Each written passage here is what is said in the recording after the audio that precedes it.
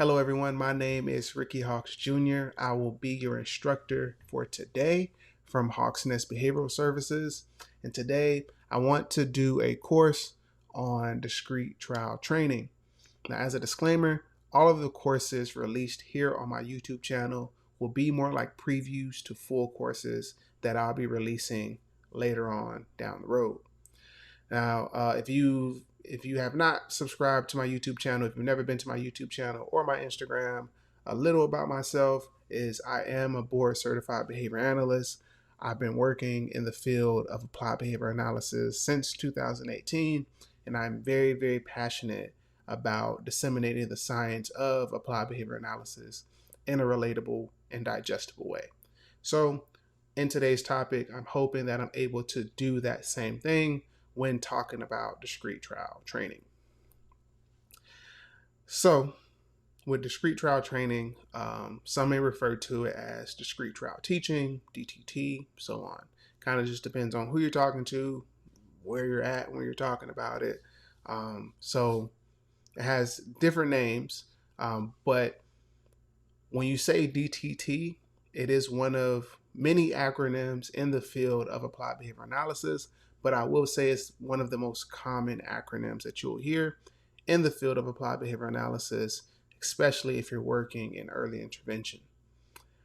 So before we kind of dive deeper into discrete trial training, I'll show you guys the learning objectives for today.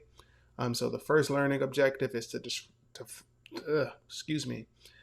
first learning objective is to define discrete trial training and explain how it differs from other types of teaching methods used in ABA therapy. The second objective is to understand the rationale and importance of using discrete trial training as an effective teaching method in applied behavior analysis therapy, including its systematic approach to skill acquisition, its ability to break down complex behaviors, and its emphasis on repetition and reinforcement. Third objective is to demonstrate the ability to apply the principles and techniques of discrete trial training by designing and implementing a structured DTT session, including selecting appropriate prompts, delivering clear instructions, collecting data on learner responses, providing reinforcement, and gradually fading prompts to promote independent responding. The last objective is to identify and describe the essential components of a discrete trial, including the antecedent, the learner's response, and the consequent event, and explain the purpose and sequence of each component within a discrete trial. So, what is discrete trial training? Discrete trial training is where we break down behaviors for clients into small, discrete blocks or components and reinforce those behaviors with specific methods and sequences. This teaching method is initiated and controlled by the teacher, in which the correct response will be reinforced. So some examples of behaviors that we can break down for clients include learning the alphabet, learning how to brush their teeth, discriminating between animals, discriminating between letters, numbers, so on. And when we discuss specific methods for reinforcement, we're talking about delivering social positive reinforcement, tangible reinforcement, social negative reinforcement, so on. So like I mentioned before, DTT is one of the more common acronyms that you'll hear in applied behavior analysis. NET is also a common acronym that you'll hear in applied behavior analysis, especially if you're working in early intervention.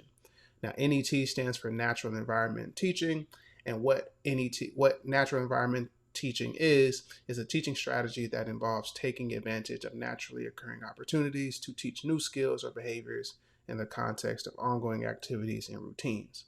So with DTT, like I said, it's more adult-led. With NET, it's more child-led.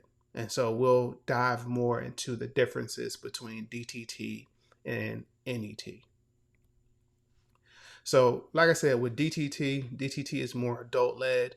So you as the technician, you as the behavior therapist, you as the behavior analyst, so on and so forth. You're creating the learning opportunity for your learner.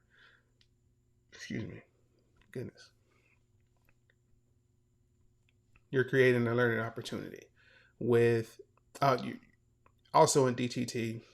DTT usually occurs in a modified environment, and then access to reinforcers are based on a schedule of reinforcement. With NET, it's more child-led. So you're letting the child lead you to whatever they're motivated for. You're letting the child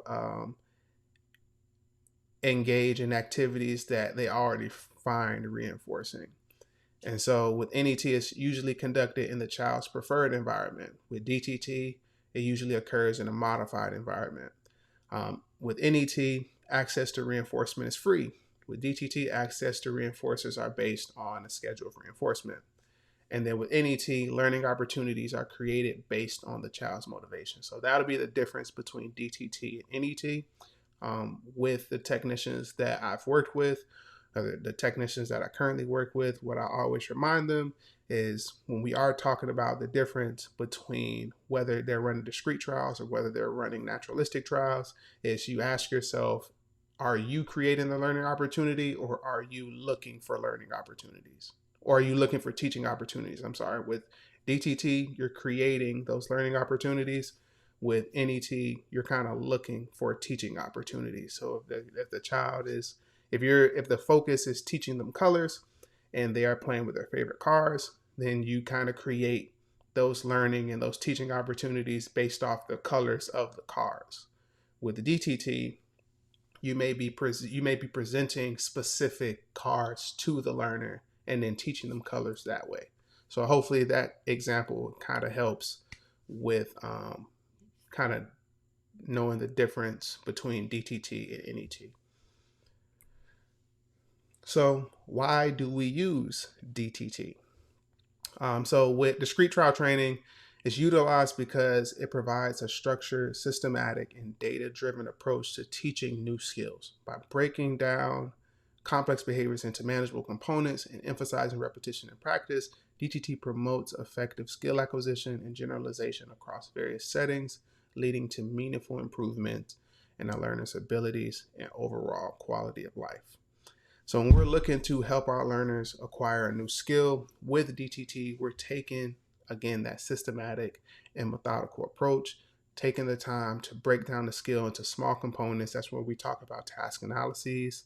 We modify the environment, and then we teach each component of the skill until mastery. And once they master the skill, that's when we shift our focus to generalization of the skill. So with DTT is just more effective when we're teaching skills that may not be naturally occurring or may not naturally emerge in the individual's environment. With NET, the opportunities, they're naturally occurring and they're in the preferred environment, and we know these opportunities are going to arise because we've probably already seen them arise in the environment before, as opposed with DTT, where these skills may not, well, these teaching opportunities may not occur as often as we would like. We create the teaching opportunities just so we can reinforce the correct responding every time that it occurs, and we kind of repeatedly do that as we're running discrete trials.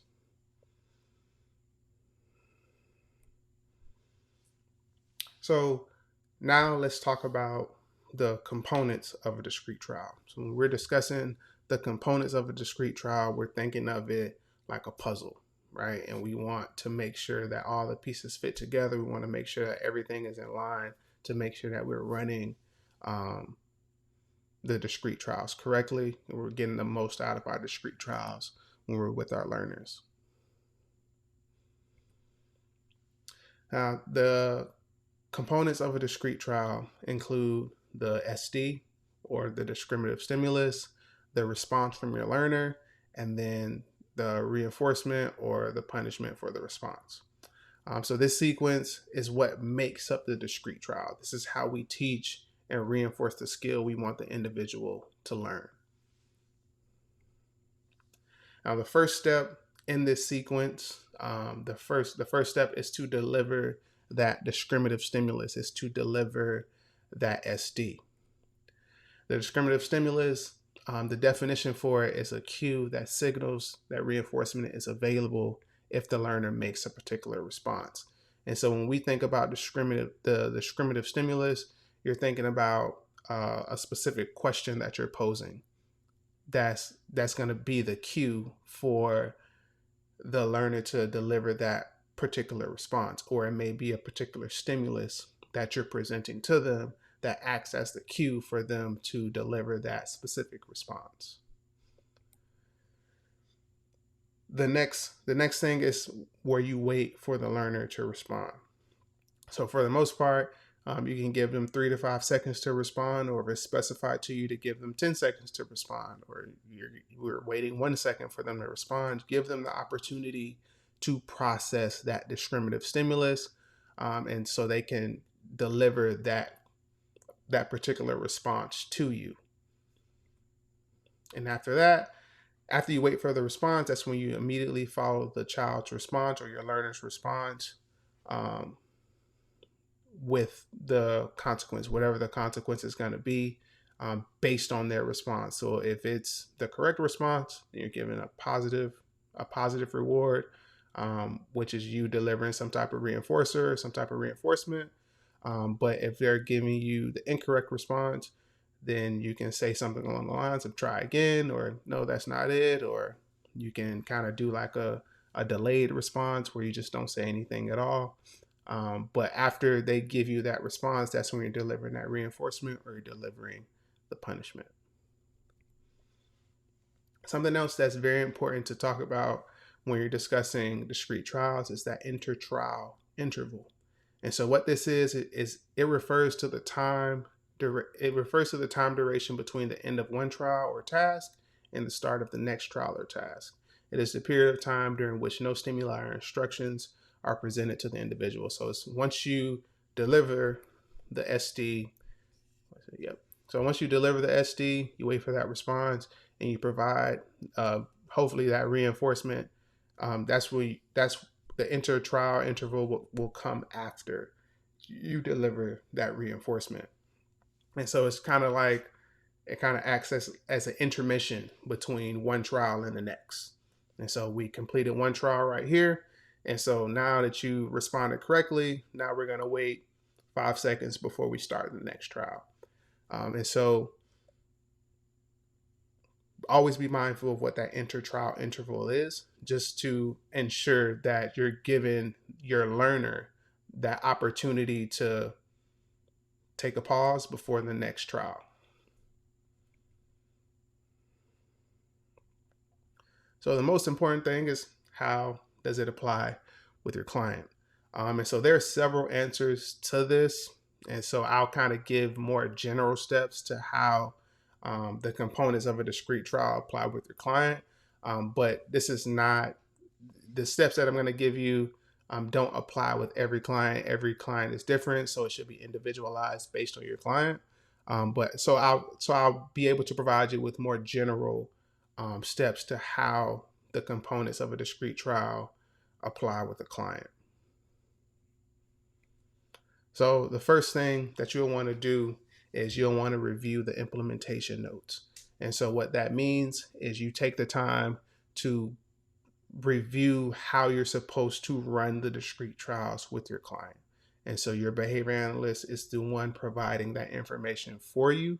And so if you do not have that information, you just reach out to your behavior analyst just so you know exactly what you're supposed to be doing in regards to how you implement discrete trial teaching, discrete trial training with your client for this particular skill. Or I should say, how you utilize discrete trial training to teach this particular skill.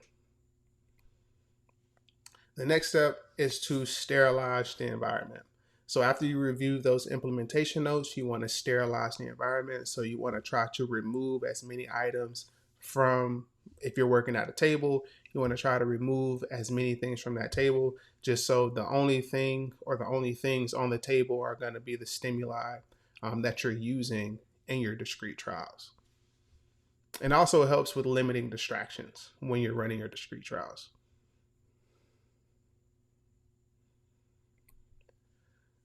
So after you sterilize the environment, so when we talk about like when I talk about sterilizing the environment, so like if you have like your water bottle on the table, or like your keys, or like your laptop, or notebooks, so on and so forth, just try to keep the most important items on the table. And so if the most important items include your laptop because you're collecting data, or you're taking notes, or your notebook because you're taking notes, then definitely keep those things on the table. But just like random keys on the table, or like a random water bottle, um, um, loose toys just on the table, you want to kind of remove those things so we can limit as many distractions as possible. And once we sterilize the environment, we start preparing our material. We start preparing our materials. And so whatever materials we're using to run our discrete trials with our learner, that's when we want to start putting those things on the table. So as we remove the unnecessary items, we're putting the necessary items, the items that we need on the table for us to be able to run the discrete trials effectively.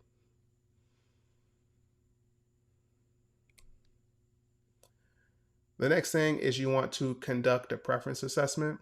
And so when I talk to my technicians about conducting that preference assessment, a lot of times when you hear about preference assessments, you hear about the more formal um, tests that you may see on YouTube, where you have the clipboards, you have timers, and we're presenting items one at a time, or we're presenting items in an array, we're presenting paired items, so on and so forth. You'll do more like an informal preference assessment, where you can vocally just ask your learner, what do they want to earn, or what do you want, or what do you want to do after we're done working here at the table. And if they're able to vocalize that thing back to you, then perfect. Or if they're using an AAC device, and maybe they can use their device. So if they're using PECs, then they can use their PECs. If we're just at a point with our communication skills where they're just pointing, then we can allow them to point. But just kind of getting an idea of like what that preferred item is, or what that preferred activity is, so we know what the motivation is, to kind of keep that behavior momentum going as we go through our discrete trials with them. So after you sterilize the environment, you start preparing your materials. That's when you want to conduct that preference assessment. And after that, once you conduct that preference assessment, you want to try to sterilize the environment again. So in the event that you did a preference assessment and you did like a multiple stimulus preference assessment, so let's say like you presented 4 different toys in front of the learner and you allowed them to pick their preferred toy, then let's go ahead and remove the toys that weren't chosen. Maybe you can keep that preferred item on the table. Um, if there are stimuli that you're not using anymore, or there's stimuli that you won't actually need as you run through your discrete trials, you can remove that. But let's just go ahead and sterilize the environment again, just to make sure that we're limiting the distractions. We're limiting the distracting items that may be on the table as we run through our discrete trials. And so that's when we want to present our materials and we want to start running our trials. And so here, where I talked about preparing your materials, you may have kept your materials like in a corner of the table, or kept your materials close to you. So once you get to this point where you're presenting materials and you're running trials, that's where you can go ahead and just grab your materials really quick, and you can start flipping through flashcards, or you can start posing those questions, or you can just start delivering those SDs, just so you can kind of get things going. You can start running your trials as soon as you sterilize the environment with all of the unnecessary items that you don't need anymore.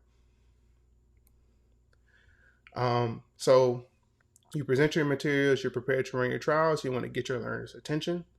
And so how you go about getting your learners' attention is totally based on the skill set that they already have, or the skills that you all may be working on to gain their attention at whatever point they're at. Once you have their attention, that's when you want to deliver that SD, whatever that SD may be. That's the significance of reviewing the implementation notes, is making sure that you know exactly what that SD is going to be when you start running the trials with your client. And so based on the procedural notes, or I should have said implementation notes, based on the implementation notes, you determine excuse me, excuse me. You determine how you correct the response, if it's an incorrect response, or you reinforce the response. So again, making sure that you're reviewing those implementation notes so you know exactly what SD that you're going to deliver when it's time, and you know exactly how you're going to respond to how you're going to respond if it's a correct response, and you know how you're going to respond if it's an incorrect response. If it's an incorrect response, you may be immediately delivering a verbal prompt or a gestural prompt, or you may immediately go into an error correction procedure, or you may just be using errorless teaching. Like, you want to make sure that you know exactly what you're supposed to do if the response is correct or the response is incorrect. And then the last thing is across trials, begin to fade prompts. As you're starting to see more correct responses from your learner, that's where you want to start fading those prompts. So whatever prompts you may need to deliver, like prompts may even be a part of the SD. Whatever those prompts are, if you start to see that correct response more and more, and you start to see consistency in the responses, and you can start fading those prompts just so you can promote that independent responding more and more as you guys continue to do discrete trials. So that is my, I guess you can call it a mini course, or my preview course to discrete trial training. Like I said, I will have a longer version, a full version for discrete trial training, where I'll discuss more about mass trials, mixed trials. I'll discuss more about motivating operations and how they're important when you're running discrete trials as well. Talk more about preference assessments. Give you guys more of a visual of how discrete trial training looks with a client. There's just more to offer in the full course, but I wanted to do this just so you guys have an idea of what the courses will be like, and you guys also have an idea of kind of like my teaching style. So thank you guys again for stopping and watching this video. I really hope that it was helpful. Definitely leave me some comments down below if you guys have questions, or if you guys have just any type of feedback in regards to the presentation, in regards to the information that I was able to give to you guys. But again, thank you guys for stopping and watching this video. I hope you guys enjoyed it. Definitely leave me some comments down below. So I'll see you guys in my next video. I'm out. Peace.